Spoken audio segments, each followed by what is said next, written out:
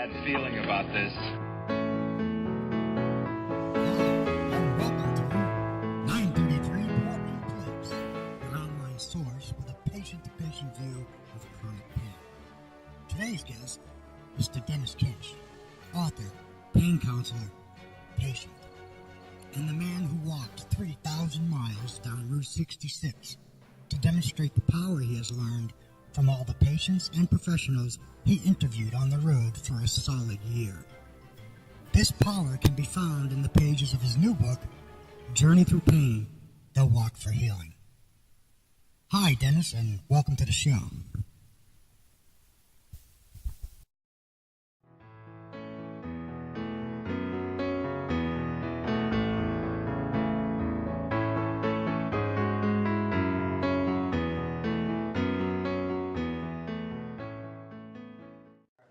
Remember a lot of things real well. My brain's tired, I guess, you know.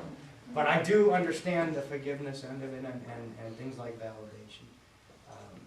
I can honestly say that in order to reach re-invention, where you have to reinvent yourself, the first thing you need to do is to validate to yourself that your pain is real. Okay, that's the first thing. And I can honestly say, what everybody asks me is, how do I convince my family? How do I convince my doctor? How do I convince all these other people? And I say, whoa, first, you have to convince yourself. You're listening so much to these other people that haven't validated your pain that now you're starting to question if it's real. Well, I can tell you this, if you've been in pain for more than a month, it's real, okay? And the doc will tell you that too. I don't care if it started out totally in your head. That doesn't matter. It's physical now. Now, in order to change it, you have to reinvent yourself. Number one, diagnose and treat. That would be a great way to begin if that's possible. For me, it wasn't possible for 4 years. But that would be the first way to begin, is to diagnose and treat. Once you understand what's causing your problem, then you can start dealing with it and treating it. But one thing the doc will tell you... Stand there and talk to you, care for you, impart that information to you, treat you like his own family. You can tell that. There are those people are all over the place. They're all over the place. There are great people in this country. There are a lot of them are doctors. There are a lot of people who don't care because they get into a rut too. They're not bad people. You can empower them, stop them, ask them. Take the ball in your hand. I mean, that was beautiful. Yeah. I'll be quiet now. I have a lot to say, but well, right now, along the lines of belief, just to let you know how far this goes, is right now they're studying this thing called the placebo effect. And everybody here knows what placebos are and how they test medicine using placebo. Well, a side benefit of that was that some doctors said, isn't that interesting, the numbers that we're getting of people that are healed by sugar pills?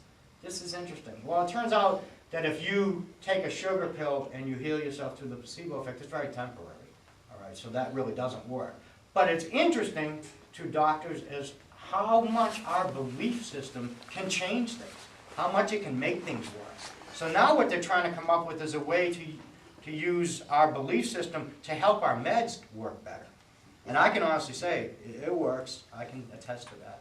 When you start believing in what your meds do and you start understanding what they do, they really do work better. So I'm down to only 2 meds. I take only 2 meds. And I used to take a list. You know, and all because I do understand now how they work. I understand how my body works. I understand that I do need them, and that's okay. But I understand what I don't need. So I was able to separate that out. Well, the placebo effect is real, and they're just studying it now. So they're trying to catch up with us. See, we're the patient. We have this belief system, and here's the doctors going, we got to study that. How do they do that? It's called belief. You know, there's other studies going on there in belief. Right now, there's a quantum physics study going on. Scientists are trying to prove that with our own belief mixed with our own thoughts, we can actually manipulate molecules around us. Now, that sounds like voodoo, but I'm not kidding. This is a quantum physics study that's proving that if we believe in something strong enough, molecules start arranging around us. And this is proving that, well, what they're proving is that this is true. And what I find is how you think and how you believe really does affect your life. It starts. So when I was on the negative side of the pain curve, boy, did negative things happen all the time. you know, bills piled up, collectors called, I lost everything. It just was like a constant trashing of my life. Because in my mind and my belief system, I was almost ready for that. I was believing that this was going to happen, and it just happened like a deck of cards. And funny thing is, when I went on to the other side, all this, you know, nothing really changed except me. And all of a sudden, good things started happening. And out of nowhere, it was the same system. It just went from negative to positive, all because of my belief system. So I really am a believer in this quantum physics theory, that we do arrange things in front of us as we believe.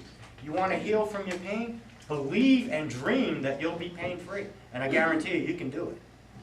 In my case, I can't be pain-free because I have a disease. It's permanent. But you know what? I feel pain-free. And if I stop and think about it, I can tell you my pain's on about a 7 today, and it just dropped from an 8. So I do know what my pain is. I understand it's there. But it's so much in the background, I have to actually think about it.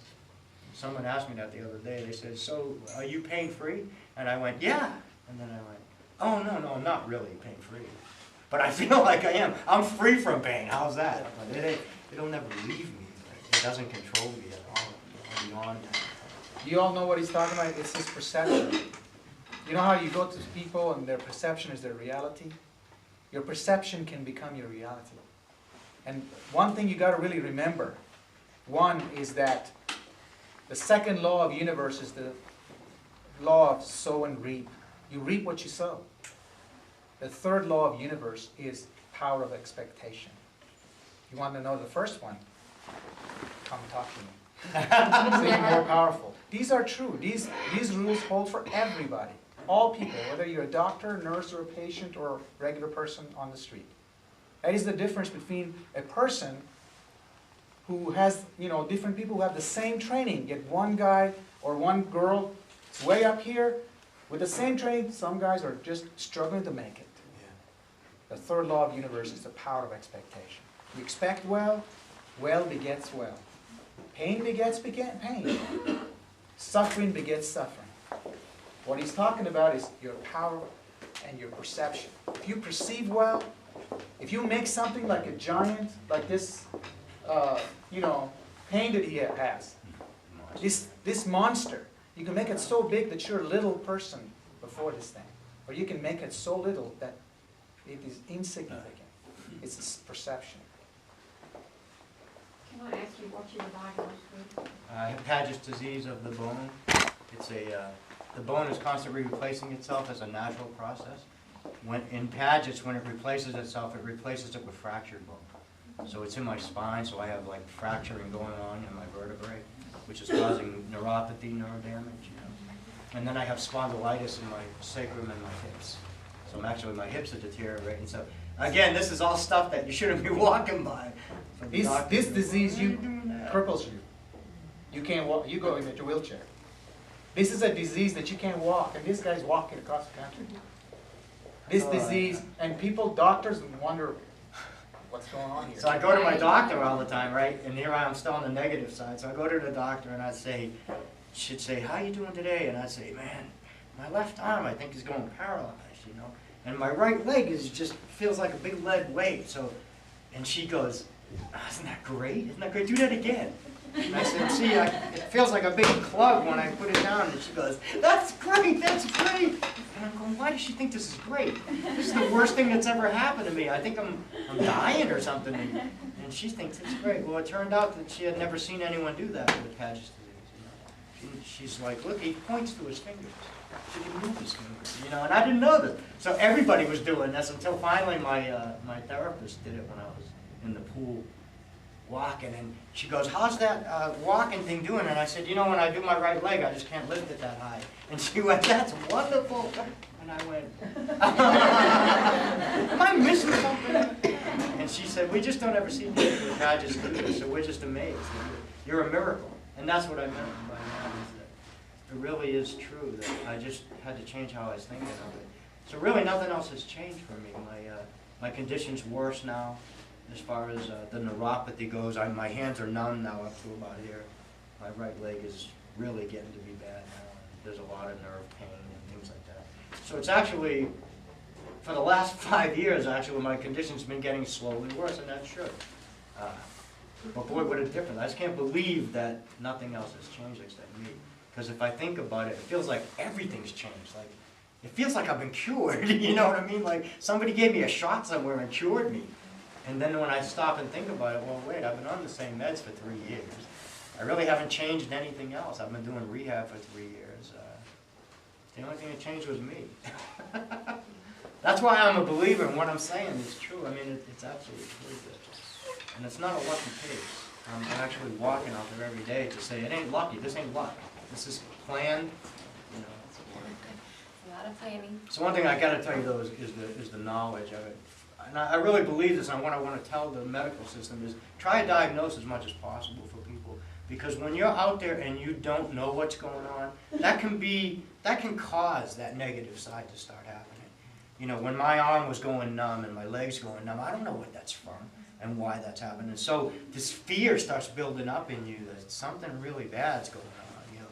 And again, there sets up a bad mindset. So anytime that something, you know, at Mass General I was so lucky because they diagnosed me with pain first. Before they even knew what else was going on, they said, well, at least we know you've got pain. That was so good to hear after 3 years, and somebody took that seriously. Yes. You know, Don't let anyone tell you it's in your head. yeah, It's not in your head. Don't let anyone say that physical. you're faking it, because you're not. Okay? Tell you about our belief system as providers. First time I heard about him, Connie told me, and I thought, well, they misdiagnosed him, guys with patches, and you're gonna be walking. Yeah, that's the one. You know, and nobody does. You know? Because we don't see it that often. But it's a belief system. You know? You have a question? Why did they do that? I mean, why did they dismiss you and say it's psychological? It's our ignorance. We are the providers. You know, ignorance is a disease of mankind. Are doctors people? Are nurses people? Yeah. We in ourselves bring our own belief system into the workplace as well. That makes doctors different.